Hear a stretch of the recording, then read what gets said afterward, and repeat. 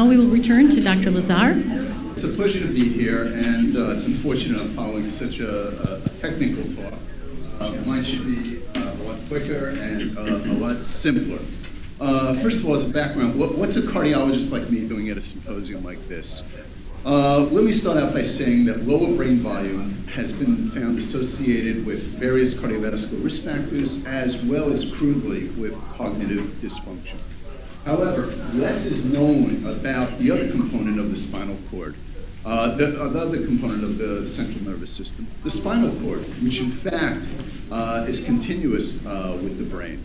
And spinal cord size has been found to be lower in patients with multiple sclerosis, but has not been studied in other clinical settings. Spinal cord size has been correlated with total brain volume, and only one other study found smaller cord size associated with older age before, but not after, adjustment for body size. And it's interesting that older studies have found atherosclerosis of the spinal arteries. But this finding has been largely dismissed because of their dense collateral supply of blood flow. Some more recent studies have linked spinal cord atherosclerosis with progressive myelopathy, lower back pain, lumbar disc generation, and vertebral infarction. And therefore, these may be indicative of chronic spinal cord ischemia. So, taken together, these findings suggest the possibility that chronic spinal cord ischemia may impair mobility, motor strength, and endurance, which are components of a growing problem, frailty, particularly in the elderly. As I said, this notion has been dismissed because of the dense collateral supply. And from a cardiovascular standpoint, I find this to be incredibly counterintuitive. The reason is the heart is very densely collateralized as well. And most of my time I deal with chronic ischemic heart disease. So I'm not sure why it applies in one field of clinical medicine, but not another.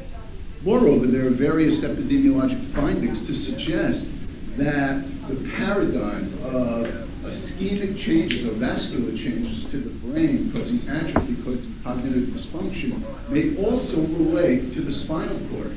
In other words, chronic vascular changes may lead to spinal cord size reduction, leading to frailty. Time doesn't permit for me to go over all these lines of evidence, but given that there are various similarities, our group has undertaken several studies. They're in various stages of completion. They are, some are very cursory. The results are preliminary for 3 out of 4, but I'd like to share some of those results with you. So our objectives have been to determine potential relationships between spinal cord size and 1, age, 2, cardiovascular risk factors, and 3, frailty. Our hypothesis is rather simple. Aging and cardiovascular risk factors will be associated with lower cord volume, which in turn will be associated with higher frailty. So here are the 4 studies. The first is a retrospective study that took place just a few years ago. 122 patients referred to our institution for MRI of the cervical spinal cord, and most of the work has been done in the cervical spinal cord, which is why we stuck to it. Mean age was 61 plus or minus 9 years, and with most of our patients, most of them are female, 3/4 of which. As you can see above, there are images of the spinal cord. This cord is actually traced at each particular level, and a mean spinal cord area is derived for the cord. On univariate analysis, age, the presence of diabetes, and the presence of hypertension were all found to be associated with lower spinal cord size. And on multivariate analysis, and these were preliminary, but we completed our analysis, and this was a wonderful collaboration between us and our group and Dr. Helsner and her group. It turns out diabetes is the main determinant of lower spinal cord size. Pretty interesting given the fact that diabetes is well known to be associated with peripheral neuropathy, but is underappreciated to be associated with a central cord neuropathy as well. We had, of the 122 patients, we had precise lipid values in all of them. That allowed us to calculate an atherosclerotic cardiovascular risk score, also known as the Fluke-Olwart score. That's the new and improved Framingham score, and lo and behold, Turns out that amongst those 68, it was the pooled cohort score that actually was predictive of lower spinal cord size. If you look at the effect size, how many standard deviations between patients with and without diabetes was rather large. It was on the order of 0.7. A little smaller for hypertension, which didn't reach statistical significance because 80% of our patients did in fact have hypertension. So there were not that many patients that didn't have hypertension for a comparison. That is study number one. Those results have been tabulated. This study, this manuscript has been written and it has recently been submitted. This conference is very much like the phoenix, the rising up of our research efforts again after a daunting 2 years. The second study was a cross-sectional study where data were prospectively collected. This was a summer project that the Alumni Association funded. A student studied 15 men who deliberately left out only to obviate gender as a confounding factor. We knew this was a pilot study, and we wanted to have one less confounding factor. Cardiovascular risk factors were assessed very carefully. Frailty testing using the Linda-Fried scale. Very well known, and cervical cord MRIs were actually performed on these patients. This wasn't a retrospective study. Coronary disease was present in 2, hypertension in 40%, diabetes in 47%, and the history of smoking in about half, 47%, and hyperlipidemia, 47%. 6 patients had 0 risk factors, 2 had 2, 5 participants had 3, and 2 had 4 risk factors.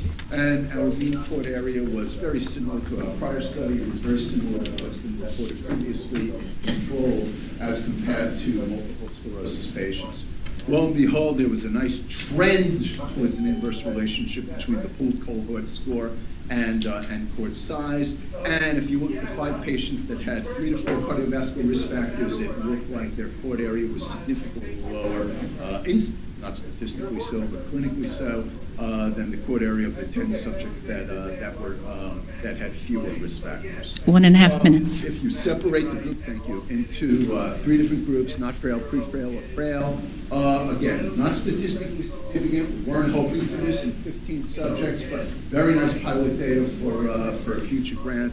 And it looks like there's an inverse relationship between cord area, not frail, versus pre-frail, and frail. Number 3 was a retrospective study. We had 206 patients that had MRIs of both the spinal cord and the brain within 3 months, a relatively short period of time. And unfortunately, we don't have the software to calculate brain volumes, but we did trace out spinal cord areas, and lo and behold, preliminary data shows that the physicus score, a qualitative, semi-quantitative measure of white matter and hyperintensities felt to represent microvascular disease, turned out to be the major determinant among 76 of the 200 patients thus far. We're still amidst that.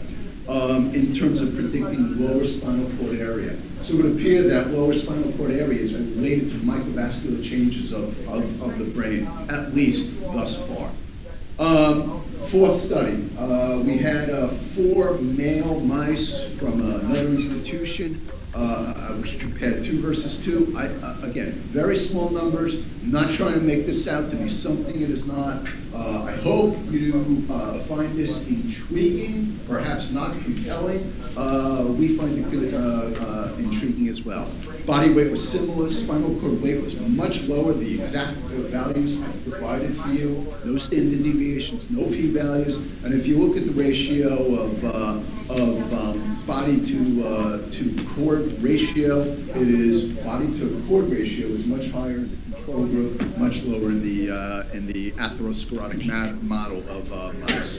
So in summary, it appears very preliminary data. Lowest spinal cord area appears to be associated with age, diabetes, possibly overall cardiovascular risk.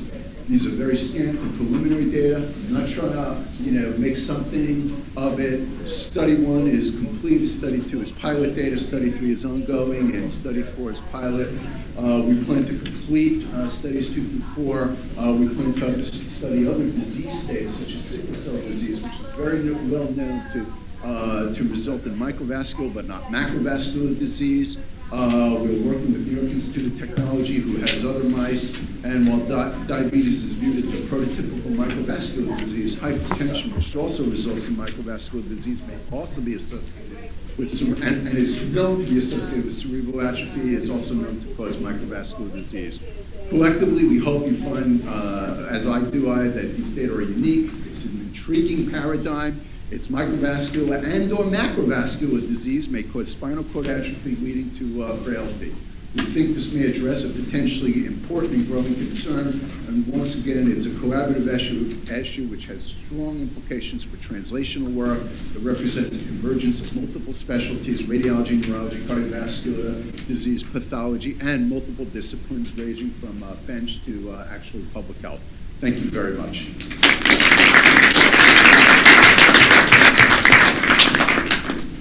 Thank you very much, Dr. Lazar.